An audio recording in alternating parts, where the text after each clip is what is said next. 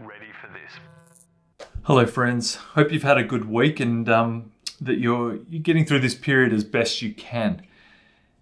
A few years ago, and it'd be 20 years now ago, I asked a close friend of mine, at the time was a bit of a mentor and was just someone who'd been ultra successful, and not only ultra successful in his own right, but he'd been part of a family, I guess, legacy of 2 or 3 generations where they've been very successful in business, and they'd made hundreds of millions of dollars over that period of time. And being obnoxious and young, I was of the mindset of, I want to know exactly what you did to get here. How do I do that? And so I asked him one day, I said, how do you become a person who can make hundreds of millions of dollars? What do you and your family, what do they do differently?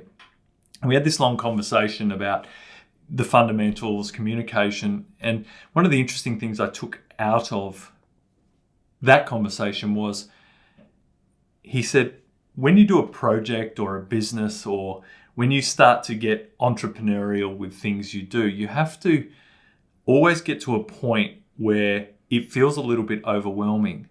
And then you need to ask yourself, why did we begin this in the first place? And he said, one of the problems that a lot of businesses find, a lot of business people find, is they get to a point where they're doing a strategy or a tactic or an idea. And because they've had so many opinions, they've thought about it so much, that the original great idea that it was, by the time they get to a point of, why is this feeling so difficult right now, is because it's not even close to the real reason it started. And he said, I always ask myself the question, why did we start this in the first place? Because he loved the clarity on, this is what we were trying to achieve. And now all our good ideas and opinions and all that have got in the middle of it, and we're here and we're finding it difficult because we're not understanding what's it supposed to do now. It's because we may have been off track or forgotten the core or root idea of why we started this in the first place. And I think if you're going through a period in your business and you're getting frustrated or you're feeling overwhelmed by an area of it, ask yourself, what did we do this for in the first place? What am I trying to achieve in this strategy, in this tactic, in this effort, in this conversation? What's actually the thing that I want to achieve? Because when you think about that and you remove all the other things that are clouding or adding to the options and ideas around a certain strategy, the clarity makes it simple again. We set out to do this. We're now considering all of this.